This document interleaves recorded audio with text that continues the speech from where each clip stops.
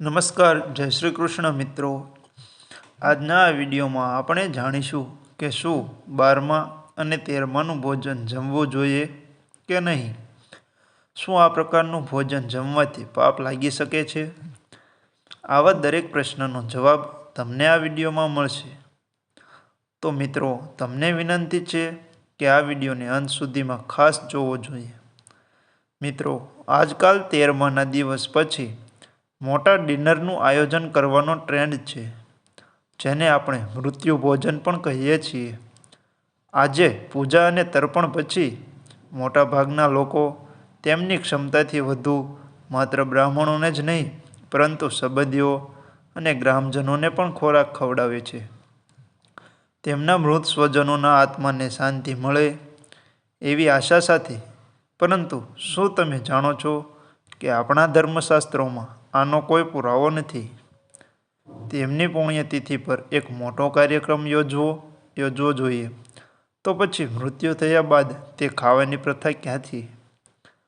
આપને 12મા અને 13માનું ખાઈને પાપ કરીએ છીએ અને પાપના ભાગીદાર બનીએ છીએ કે નહીં? આજના આ વિડીયોમાં આપણે સાથે મળીને તેના વિશે વિસ્તારપૂર્વક જાણવાનો પ્રયત્ન કરીશું। તો મિત્રો, તમારા બધાનું ફરી એકવાર આપણી આ ચેનલ પર સ્વાગત છે। તમે હજુ સુધી આપણી આ ચેનલને સબસ્ક્રાઈબ કરી ના હોય તો ચેનલને સબસ્ક્રાઈબ કરી લેજો અને વિડીયો ગમે તો વિડીયોને લાઈક કરી દેજો। તો ચાલો આગળ વાત કરીએ।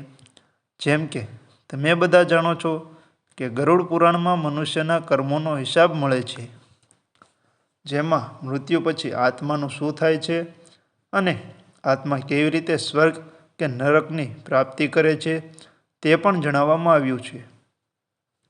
આ સિવાય આ ધર્મપુરાણમાં એ પણ જણાવવામાં આવ્યું છે કે મૃત્યુના કિસ્સામાં પરિવારના સભ્યોએ શું કરવું જોઈએ।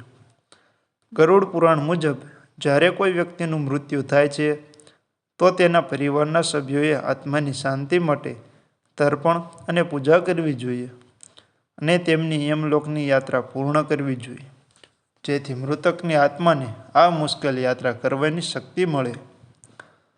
હકીકતમાં જ્યારે આત્મા શરીર છોડી દે છે ત્યારે તે નિર્બળ બની જાય છે।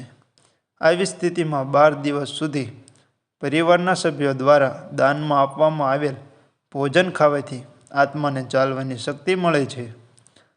મૃત્યુ પછી 10 દિવસ સુધી દાન કરવામાં આવતા મૃત શરીરમાંથી મૃત આત્માના વિવિધ અંગો બને છે।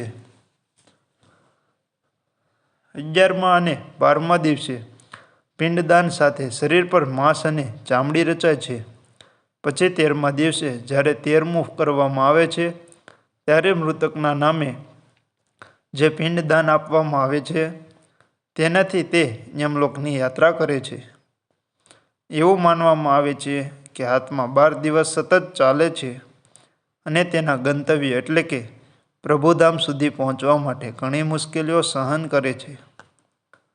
તેથી જ હિન્દુ ધર્મમાં 13મી ઉજવવાની પરંપરા છે, પરંતુ અમુક જગ્યાએ સમયના અભાવે કે અન્ય કારણોસર 13મી ત્રીજા કે 12મા દિવસે રાખવામાં આવે છે। આ દિવસે મૃતકની પ્રિય ખાણીપીણી બનાવીને તૈયાર કરવામાં આવે છે અને ત્યારબાદ બ્રહ્મભોજનું આયોજન કરવામાં આવે છે અને બ્રાહ્મણો દ્વારા ઉજવણી કરવામાં આવે છે। દાન દક્ષિણા આપીને મૃતકની આત્માની શાંતિ માટે પ્રાર્થના કરવામાં આવે છે।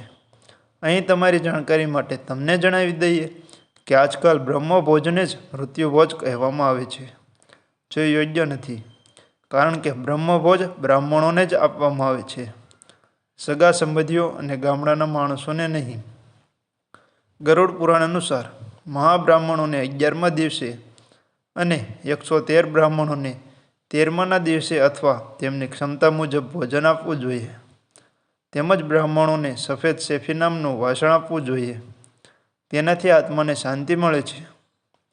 હવે દોસ્તો, તમારા મનમાં આ પ્રશ્ન અવશ્ય ઊભો થતો હશે કે જો મૃત્યુ પર્વની કોઈ જોગવાઈ નથી તો તેની શરૂઆત કેવી રીતે થઈ? વાસ્તવમાં ગરુડ પુરાણમાં પણ પાઘડીની વિધિનો ઉલ્લેખ છે। પરિવારના વડાનું મૃત્યુ થાય ત્યારે આ વિધિ કરવામાં આવે છે આ પછી ઘરના નવા વડાની પસંદગી કરવામાં આવે છે અને પાઘડી, જેને દોસ્તો દાસ્તા પણ કહેવાય છે, વિધિપૂર્વક ઘરના સૌથી વૃદ્ધ જીવિત પુરુષ સાથે બાંધવામાં આવે છે. રસમ પાઘડીની વિધિ અંતિમ સંસ્કારના ચોથા દિવસે કરવામાં આવે છે અથવા 13મા દિવસે આયોજન કરવામાં આવે છે. હવે છેલ્લા પ્રશ્ન પર આવીએ. જો કોઈ વ્યક્તિ અંતિમ સંસ્કારની મિજબાનીનું આયોજન કરે છે તો શું તે ખોટું છે અને શું તે મિજબાની ખાનારાઓને કોઈ પાપ લાગે છે? તો મિત્રો, આ પ્રશ્નનો જવાબ આપણા ધર્મશાસ્ત્રમાં સીધો મળતો નથી. પરંતુ જો તમે મહાભારતના અનુષ્ઠાન પર્વની એક ઘટના પર ધ્યાન આપો તો તમને જવાબ મળી જશે. વાસ્તવમાં મહાભારતના યુદ્ધ પહેલા એવું થયું હતું કે શ્રીકૃષ્ણ દુર્યોધનના ઘરે સંધિ કરવા ગયા હતા અને ભગવાન શ્રીકૃષ્ણએ દુર્યોધનને કોઈ પણ કિંમતે યુદ્ધ ન કરવાની સલાહ આપી. પરંતુ જ્યારે દુર્યોધન રાજી ન થયો ત્યારે શ્રીકૃષ્ણ ત્યાંથી પાછા ફરવા લાગ્યા. આવી સ્થિતિમાં દુર્યોધને શ્રીકૃષ્ણને ભોજન કરવા કહ્યું. ત્યારે શ્રીકૃષ્ણ બોલ્યા, સંપ્રીતિ, ભોજન ત્યારે જ ખાવું જોઈએ જ્યારે ખવડાવનાર અને ખાનારનું હૃદય પ્રસન્ન હોય. પરંતુ જ્યારે બંનેના હૃદયમાં દુઃખ અને વેદના હોય તો આવી સ્થિતિમાં ક્યારેય ખોરાક ન લેવો જોઈએ. કારણ કે જ્યારે કોઈ સ્વજનનું મૃત્યુ થાય છે ત્યારે આવા ખોરાક વ્યક્તિ અને મિત્રોની શક્તિનો નાશ કરે છે. કોઈ વ્યક્તિનું મૃત્યુ થાય છે ત્યારે 13મીમાં આવનાર અને જેમના ઘરમાં મૃત્યુ થયું હોય તે બંનેને છૂટા પડવાની પીડા અનુભવાય છે. આવી સ્થિતિમાં ભોજન પીરસનાર અને જમનાર બંને નાખુશ છે. તેથી મૃત્યુ પર્વ અથવા 13માના દિવસે ખોરાક ન લેવો જોઈએ. મિત્રો, અંતે હું એટલું જ કહેવા માંગુ છું કે આ દેખાડાથી ભરેલી દુનિયામાં મૃત્યુ પર્વ એ માત્ર એક પ્રકારનો દેખાડો છે જેના પર લોકો લાખો રૂપિયા ખર્ચે છે. તેને આપણે વિધિપૂર્વક યોજવું જોઈએ.